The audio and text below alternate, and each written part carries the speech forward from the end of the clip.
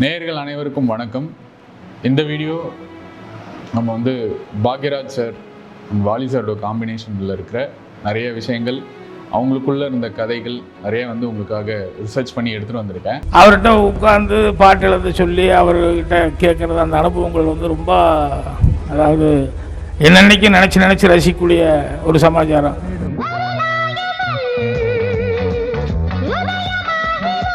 நானும் அவரும் காம்பினேஷனில் அவர் கூட உட்காந்துருக்கும்போது அவர் லெவலுக்கு நான் போக மாட்டேன், என் லெவலுக்கு அவர் இழுத்துட்டு வந்துடுவார், அவரே வந்துடுவார் என் லெவலுக்கு.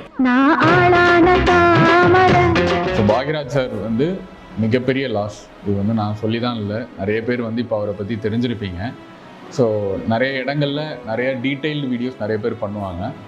இதில் வந்து சாங்ஸுக்கு அவர் கொடுக்குற முக்கியத்துவமும், ஸோ வாலி சாருக்கும் அவங்களுக்கும் இருக்கிற அந்த பாண்டிங் பற்றி சொல்கிற ஒரு வீடியோ தான் இது. சென்னைக்கு வர்றதுக்கு முன்னாலேருந்து கோயம்புத்தூர் இருக்கும்போது நிறையா எம்ஜிஆர் சார், சிவாஜி சார், ஜெமினி கணேசன் இவங்க படங்கள்ல எல்லாம் வந்து வாலி சார் பாடல்களை பார்த்து அந்த பாட்டுகளெல்லாம் கேட்டு ரசித்து அவருக்கு ரசிகனானவன். வில் ஸ்டார்ட் வித் தாவணி கனவுகள். ஸோ அந்த டைமில் வந்து எம்ஜிஆர், சிவாஜி, ரஜினி, கமல் இவங்க தான் பீக். ஸோ இவங்க தான் டாப் ஸ்டார்ஸ். அந்த டைமில் வந்து ஒரு ஹீரோ இன்ட்ரடக்ஷன் பாடல், இவங்க எல்லாரையும் தாண்டி ஒரு ஒரு ஒரு ஹீரோ மாதிரி அப்படின்ற மாதிரி புதுசாக ஒரு ஹீரோ உருவாகுறாங்க. ஸோ அந்த ஹீரோவுக்கு ஒரு பாட்டு வேணும் அப்படின்னு சொல்லி தேடுறப்ப இளையராஜா சார் வந்து வாலி சார் எழுத வைக்கலாம், சூப்பராக எழுதுவார், அவர் எழுதுனா பயங்கரமாக இந்த பாட்டு ஒர்க் அவுட் ஆகும் அப்படின்னு சொல்லிட்டு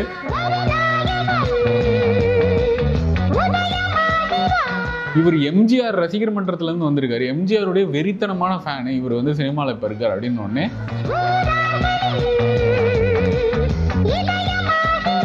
புரட்சி நடிகராக இருந்த எம்ஜிஆர் அவர்கள் வந்து தலைவராக மக்கள் மனதில் ஒரு இமேஜ் வர்றது காரணமாக இருந்ததுங்கிறது வந்து அவருடைய படத்தினுடைய கதையமைப்பும் அதுக்கு தகுந்த மாதிரி வாலி சார் எழுதின பாடல்களும் தான் வந்து அவர் தலைவராகிறதுக்கு முன்னாலே அந்த தலைவருங்கிற அந்த ஒரு இமேஜ் உருவாகுச்சு. ஸோ அவரோட வேலை பார்க்க முடியுமா அப்படிங்கிறதெல்லாம் வந்து எனக்கு ஒரு பெரிய கனவாக இருந்தது.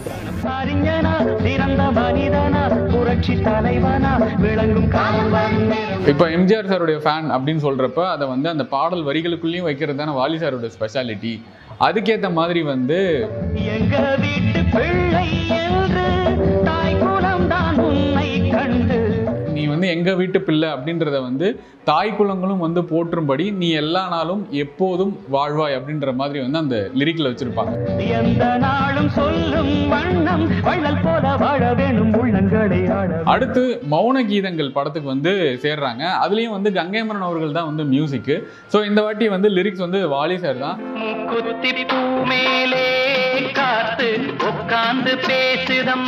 மற்ற பாடல்கள்லாம் ஒவ்வொரு கவிஞர்களும் பாடலாசிரியர்களும் எழுதிட்டாங்க.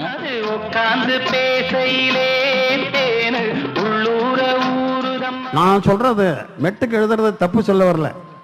என்னை பொறுத்த வரைக்கும் மெட்டுக்கு எழுதுறது நல்லதா, பாட்டுக்கு மெட்டு போடுறது நல்லதான்னா, போத்திக்கிட்டு படுத்தாருன்னா படுத்துக்கிட்டு போத்தினான்னு ரெண்டும் ஒண்ணுதான்.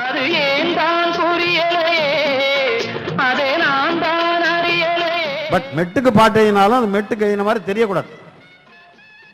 அப்படி வரணும் பாட்டு. ஸோ அந்த பல்லவி வந்து ரொம்ப பிடிச்சி போக அந்த பாட்டுமே வித்தியாசமாக ஷூட் பண்ணியிருப்பாங்க. ஸோ அந்த டைமில் வந்து ஒரு ஒரு ஒரு குத்துப்பாட்டு தேவைன்றப்போ ஒரு டான்ஸ் கோரியோ பண்ணி அந்த பாட்டை வந்து பண்ணியிருப்பாங்க. மழை மேகம் நானாகவா, மலர் தேகம் நீராட்டவா. இசைஞானியின் வெளிச்சத்தில் இன்னொரு இசைஞானி அப்படின்னு சொல்லி கங்கைமரன் வந்து பாராட்டியிருப்பாங்க. அந்த படம் மாபெரும் வெற்றி அடைஞ்சு.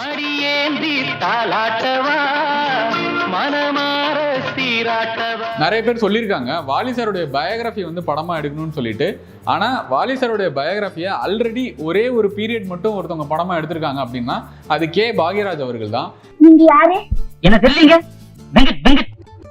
நீங்க மோர்லாம் கொடுத்தீங்களே, நான் கூட உங்க தாத்தா கிட்ட பாக்ஸிங் கத்துக்கிறேன். இன்று போய் நாளை வா அப்படின்ற படத்துல வந்து கே பாக்யராஜ் அவருடைய ரோல் வந்து அவர் அப்படியே இமிடேட் பண்ணது வந்து வாலி சார் தான். வெள்ளை ஷர்ட், கருப்பு பேண்ட். இல்ல கருப்பு ஷர்ட் வெள்ளை பேண்ட். அது எப்படி உங்களுக்கு தெரியும்? வாரி அவர்கள் என்று சொல்ல ஆரம்பித்தால் எனக்கு அவரை பற்றி பேசுறதுக்கு பேச்சு வராது.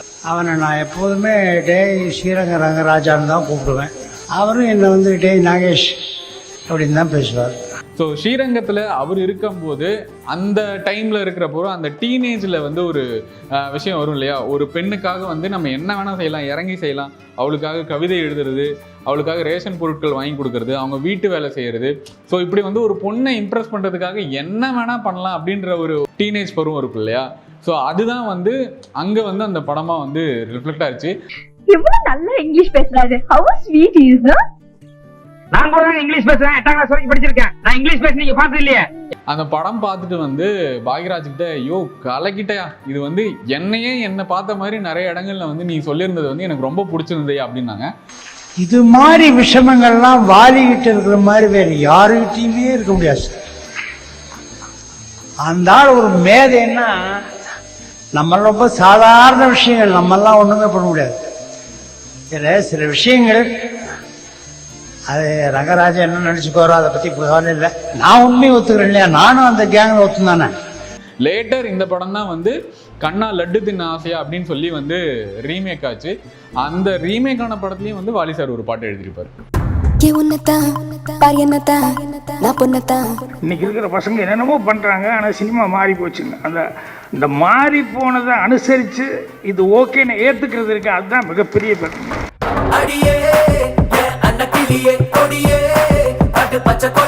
அவர் வந்து அவருடைய திறமைகளை நினைக்கும் போது எனக்கு கூட உட்காந்து பார்க்கும்போது அவ்வளோ என்ஜாய் பண்ணி அதை வந்து அவ்வளோ அனுபவிச்சோம்.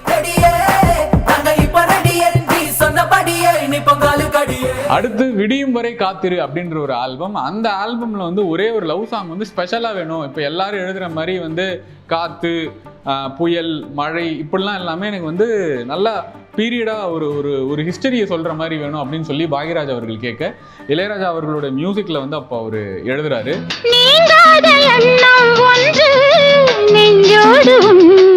எனக்கு அவருக்கு டியூனிங் ரொம்ப நல்லா இருக்கும்.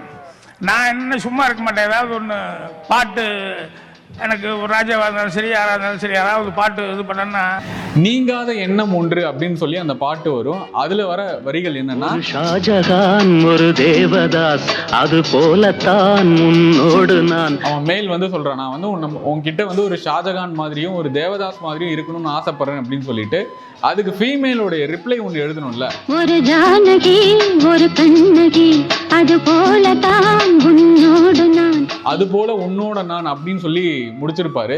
ஸோ அந்த இடத்துலேயே வந்து ஃப்ளாட்டு. இதுக்கு மேலே இந்த பாட்டு வந்து நீங்கள் எழுதுறது எல்லாமே வந்து போனஸ் கோட்டா தான், நீங்கள் என்ன வேணால் எழுதித்தாங்க வாலி அப்படின்னு சொல்லிட்டு பாக்யராஜ் சார் விட்ட பாட்டு. தூரல் நின்று போச்சு நிறைய பேருக்கு ரொம்ப பிடிச்ச ஒரு படம். காதலி வந்து ஒரு 6 வயசு குழந்தையா மாறிடுறாங்க. காதலியை வந்து தாளாற்ற ஒரு பாட்டு. ஸோ இவங்க வந்து ஒரு அம்மாவா வந்து காதலன் வந்து மாறணும். ஸோ அப்போதான் வந்து அந்த காதலியோட வந்து அது இணைஞ்சு அவங்க வந்து பாடுற மாதிரி.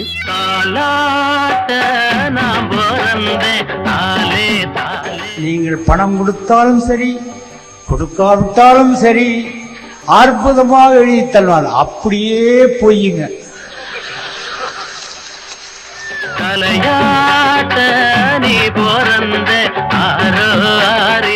அவன் பல்லவி இது கொடுத்துட்டு ஒரு 4 லைன் நிப்பாட்டி இந்த இடம் தாண்டா வரமாட்டேங்குது.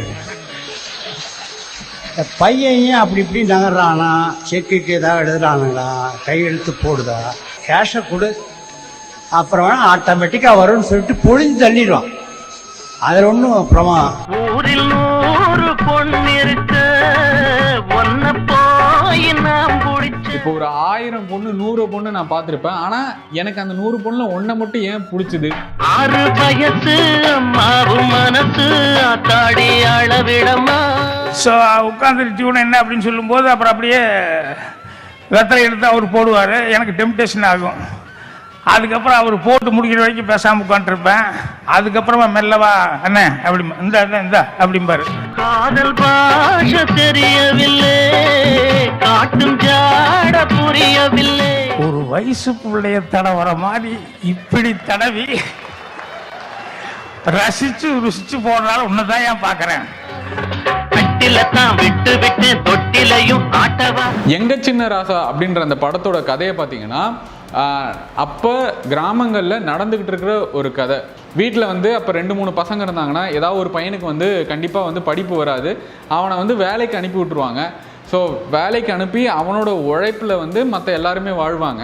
எங்க சின்ராஜா படத்தினுடைய என்னோட கேரக்டர் படிக்காதவன், ராதா நல்லா படித்தவன். ஸோ கல்யாணம் பண்ணி வச்சுட்டாங்க. ஃபர்ஸ்ட் நைட்டில் வந்து எந்திரிச்சு வந்துட்டாப்புல. ஸோ நான் வந்து படிக்காதவன், அதனால் தகுதி இல்லாமல் எந்திரிச்சு வந்துட்டாப்புல அப்படின்னு சொல்லிட்டு இன்டர்வல் வரைக்கும் உண்டான கதையெல்லாம் சொல்லி. சங்கர் கணேஷ் தான் இந்த படத்துக்கு வந்து மியூசிக் பண்ணியிருப்பார். இந்த ஆல்பம் முழுக்க எழுதுந்து வாலி சார் தான். டியூன் என்ன அப்படின்னு சொல்லி கேட்டார். அப்புறம் டியூன் சொல்லி அந்த ஃபஸ்ட்டு 2 லைன், நான் தந்தனைத்தான் பாட்டு தாளம் இல்லை, என் துக்கம் எதுவும் கேட்க ஆழம் இல்லை அப்படின்னு சொல்லிட்டு, அது இருந்தால் நல்லா இருக்க மாதிரி இருந்ததுன்னு. நான் தந்தனத்தாம் பாட்டு தாளமில்லை, என் துக்கம் எதுவும் கேட்க ஆளுமில்லை. அப்புறம் உடனே சொன்னேன், தன தத்தக்காரத்தை சொன்னேன். நான் தந்தனத்தான் பாட்டு தாளம் இல்லை, என் துக்கம் எதுவும் கேட்க ஆளும் இல்லை அப்படின்னு சொல்லிட்டு, நல்ல வைரக்கல் பக்கத்தில் உப்பத்தான் சேர்த்தி வச்சது இந்த சாமி செஞ்ச தப்பு தான், நான் உப்பு தான் அப்படின்னு. நல்ல வைரக்கல்லு பக்கத்தில உப்பத்தான் என் கேரக்டர் என் கதை மொத்தமும் அப்படியே டபக்குன்னு வந்து விழுந்துருச்சு. சேர்த்து வச்சதந்த சாமி செஞ்ச தப்புத்தான், நான் உப்புத்தான். படத்தில் வந்து அவரை வந்து ஏன் உப்புன்னு சொல்கிறாங்க, அவருக்கு நடந்த விஷயங்கள் என்னென்னலாம் அப்படின்றத வந்து இந்த ஒரு லைன்லேயே வந்து அந்த கேரக்டர் ஆர்க்க சொன்னது வந்து பாக்யராஜ் அவர்களுக்கு ரொம்ப பிடிச்சது. ஏடோ எழுத்தும் படிக்கவில்லை. ஸோ அந்த கதைக்கு ஒரு 2 மாதம் நான் போராடி அந்த கதை பிடிச்சி அதுக்கு என்னென்னலாம் ஸ்கிரிப்டுக்கு எவ்வளோ உழைச்சி என்னென்னலாம் மண்டையை உழைச்சிக்கிட்டோம், என்ன எனக்கே பிடிக்கவில்லை. அதை வந்து அவ்வளோ பில்டப் கொடுத்து ஒரு 15-20 நிமிஷம் ஃபுல் கதையும் சொல்லிட்டு சொன்னேன். 2 லைனில் வந்து அந்த மொத்த கதையும் வந்து கொண்டு வந்து குடிச்சிட்டு உட்கார வச்சிட்டார். நல்ல வைரக்கல் பக்கத்தில் உப்புத்தான் சேர்த்து வச்சு அந்த சாமி செஞ்ச தப்பு தான், நான் உப்பு தான் அப்படின்னு சொல்லிட்டு. அழகா படிச்சவ சம்சாரம். மேபி நீங்கள் இந்த வீடியோக்கு அப்புறம் அந்த படம் போய் பார்த்தீங்கன்னா இந்த லிரிக் வந்து உங்களுக்கு ரொம்ப பிடிக்கும். அதுதான் இப்போ விவகாரம். இன்றைய காலகட்டத்தில் வந்து குத்து பாடல்கள் நிறைய வருது, ஆனால் ஒரு தெம்மாங்கு பாடல் வர்றதில்லை. தெம்மாங்கு பாடல் அந்த காலகட்டத்தில் 80s வந்து நிறைய வந்துட்டு இருந்துச்சு. அதில் எஸ்பிபி சார் அவர்களுக்கு ரொம்ப பிடிச்ச ஒரு தெம்மாங்கு பாடல் வந்து, நீங்கள் இதை வந்து எங்கெல்லாம் கேட்டிருப்பீங்க அப்படின்னா, இந்த பஸ்ஸில் போகிறப்ப ட்ராவல் பண்ணுறப்ப வந்து நீங்கள் எங்கேயாவது வந்து கேட்டிருப்பீங்க. அவருக்கு எப்பவுமே வந்து இந்த ஊத்துமார் அவர்கிட்ட இந்த காம்ப்ளெக்ஸே இருக்காது. அடுத்தது அணக்குற ஜோலி. இப்போ யாராவது ஒரு லைன் எழுதுனாங்கன்னு சொல்லி சொன்னோம்னா, அது என்ன அவர் எழுதுனது, நான் என்ன எதுக்கே கூப்பிட்டீங்க, அப்போ கவிஞர் தான், அப்போ நீங்கள் 4 லைன் எழுதிக்கிறதுக்கு என்ன எதுக்கு கூப்பிட்டேன் அப்படின்னு சொல்லிட்டு அந்த ஃபீலிங் இருக்கும். அவர்கிட்ட அது கிடையாது. அது அண்ணன் ரொம்ப முக்கியமான இடம் அப்படின்னு சொல்லிட்டு கதையினுடைய மெயின் அம்சமே அதில் தானே இருக்கு. அதுக்கு தான் இந்த அவசரம். இப்போ அடுத்த ஆல்பம்ல இருந்து கே பாக்யராஜ் அவர்கள் வந்து மியூசிக் கம்போசராக வந்து உருவெடுக்கிறாரு. இது நம்ம ஆளு படத்துக்காக வந்து கே பாக்யராஜ் அவர்கள் வந்து கங்கை அமரன், இளையராஜா இவங்கள்ட்டலாம் போயிட்டு நாமளே மியூசிக் பண்ணலாம் அப்படின்னு சொல்லிட்டு ஒரு முடிவோடு வராரு. ஸோ அப்போ வந்து வாலி சார் கிட்ட வந்து லிரிக் வருது. ஃபஸ்ட்டு அவங்க எழுதின பாட்டு வந்து, நான் ஆளான தாமரை ரொம்ப நாளாக தூங்கலை அப்படின்றது தான் வந்து அந்த பாட்டு. It become sensation. எந்த அளவுக்கு அப்படின்றது இன்னைக்குமே நீங்கள் பார்க்கலாம். ஸோ பட்டி தொட்டி எங்கும் அந்த பாடல் வந்து பெருசாக பேசப்பட்டுச்சு. ரங்கராஜா என்னடா சம்பந்தம்லாம் இப்படி சொல்கிறேன் அப்படின்னு. ஸோ அந்த பாட்டுக்கு வந்து ஜானகி அம்மா அவர்கள் பாடினது வந்து ரொம்ப ஸ்பெஷலாக இருந்துச்சு.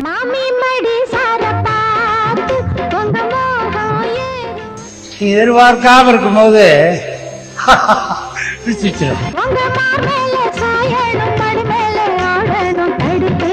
மியூசிக் பண்ணுறதுக்கு மியூசிக் நாலேஜ் முக்கியமா இல்லை கேள்வி ஞானமே போதுமா அப்படின்றது வந்து ஒரு பெரிய கேள்விக்குறியாக இருந்தது. இதுதான் பாட்டோட சுச்சுவேஷன். இது எங்கே வருதுன்னா,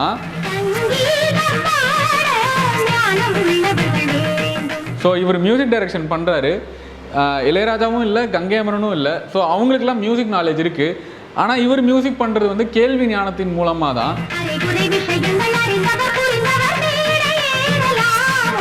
ஸோ அப்படி பண்ணுறப்ப அந்த மியூசிக்கோட லைஃப் எப்படி இருக்கும் அதை விவரிக்கிற மாதிரியான ஒரு சுச்சுவேஷன் வந்து படத்துக்குள்ளேயும் வருது, அதே மாதிரி பாட்டுக்குள்ளேயும் வருது. இதை வாலி சார் ஹேண்டில் பண்ணது ரொம்ப அழகா இருக்கும். எஸ்பிபி சார் தான் பாடியிருப்பாங்க இந்த பாட்டை. அடுத்து ஆராரோ ஆரிரரோ அப்படின்ற அந்த படத்துல வந்து என் கண்ணுக்குள்ள நிலவா வாலி சார் சொன்னார், ஐயோ அடக்கி வாசிக்கிறதும் கரெக்டு, அடங்கி வாசிக்கிறதும் கரெக்டு தான், இல்லைன்னு சொல்ல. ஆனால் உனக்கு வந்து அந்த மாதிரி இல்லையா, சிச்சுவேஷன் நல்லா இருக்கு, கதை நல்லா இருக்கு. ஸோ எப்பயுமே டியூன் பண்ணிட்டு வெயிட் பண்ணுவாங்க. இந்த வாட்டி வந்து வாலி சார் லிரிக் கொடுத்து அதுக்கு டியூன் பண்ணாங்க. ஸோ இந்த பாட்டு வந்து பாக்யராஜ் அவர்களோட வாலி காம்பினேஷனில் அதிவேகமாக எழுதப்பட்ட ஒரு பாடல் அப்படின்னு வந்து சொல்லலாம். ஒரு தாயாட்டம் ஒன்ன நான் தாளாட்டுவேன். நினைச்சு பாப்பா, அவருடைய புஸ்தகங்கள்லாம் படிக்கும்போது மனசுக்கு கனமா இருந்தது. அவசர போலீஸ் 100 இந்த படத்தோடைய கதை உங்க எல்லாருக்குமே தெரியும். எம்ஜிஆர் அவர்கள் முன்னாடி நடிச்சிருந்த அந்த ஃபுட்டேஜை வச்சு ஒரு படத்தை எழுதி அதுக்குள்ள வந்து இவர் அடாப்ட் பண்ணியிருப்பாருங்க. ஸோ ஆல்ரெடி இந்த படத்துக்கு வந்து எம்எஸ்வி வந்து மியூசிக் போட்டு வாலி சார் லிரிக் எழுதியிருப்பாங்க. நீ நினைச்சதும் மழை அடிக்கணும், கையசைஞ்சதும் காத்தடிக்கணும். இவர் வந்து ஹீரோவா வர்றப்ப அதுக்கு வந்து இவர் மியூசிக் பண்ணி அதுக்கும் வாலி சார் லிரிக் எழுதுறாங்க. எம்ஜிஆர் அவர்கள் நடிச்சதுல அவருக்கு ரொம்ப பிடிச்ச பாட்டு அப்படின்னு சொல்லிட்டு கொடுக்கும் கையும் வாங்கும் கையும் இணைய வேண்டும் நமக்கு. when coming to பாக்யராஜ், ராஜாங்கம் அப்படின்ற ஒரு பாட்டு இருக்கும்.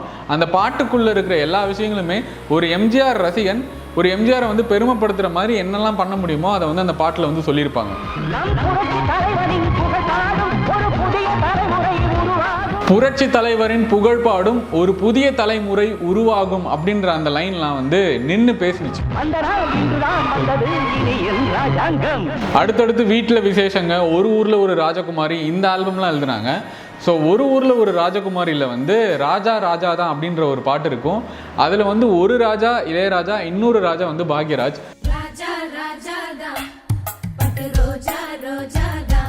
ஸோ ராஜா சாரை புகழ்ந்து ஒரு பாட்டுக்குள்ளே எழுதணும்னா அது வந்து வாலி சாருக்கு ரொம்ப பிடிக்கும்.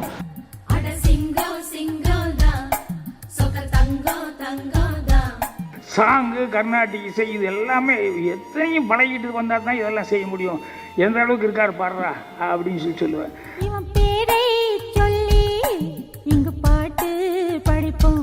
ராஜாவா வந்து இளையராஜா அவர்களை புகழ்ந்து பாக்யராஜ் அவர்களையும் புகழ்ந்து இந்த பாட்டுக்குள்ள வச்சிருப்பாங்க.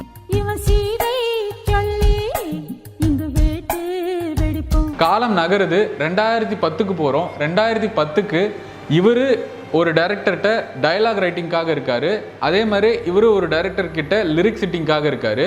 என் கண்ணு 2 செவந்தாலே யுத்தம் செய்யாமலே பயந்து போன படைகளை தான்டா பார்த்திருக்கேன். என்ன படம்னா மாவீரன் அப்படின்ற படம். எஸ் ராஜமௌலி அவர்கள்ட்ட 2 பேரும் உட்கார்றாங்க. ஈட்டி ஏறி ரத்தம் கொட்டி யமனம் வந்து தானா நில்றான்ட்டு வித்தைய காட்டியே. டயலாக இந்த பக்கம் அவர் வந்து எழுதிட்டு இருக்காரு, பாட்டை இந்த பக்கம் அவர் வந்து எழுதிட்டு இருக்காரு.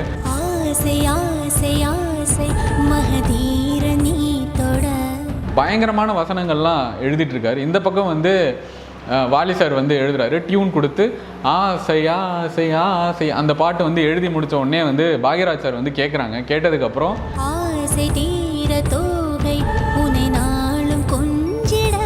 சரி உமக்கு என்னையா வரி பிடிச்சிருக்கு அப்படின்னு சொல்லிட்டு வாலி சார் கேட்கவும், அப்போ வந்து பாக்யராஜ் சொன்ன வரி என்னன்னா,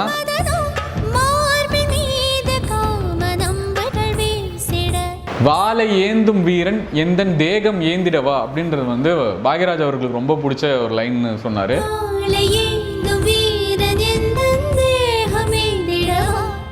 ஸோ இந்த படம் இப்போ பார்க்குறப்ப நமக்கு வந்து டைலாக் வந்து அவர் எவ்வளோ உயிரோட்டமாக எழுதியிருக்காரு, பாட்டுக்கு வந்து இவர் எவ்வளோ உயிரோட்டம் கொடுத்துருக்காரு அப்படின்றது வந்து நமக்கு தெரிய வரும்.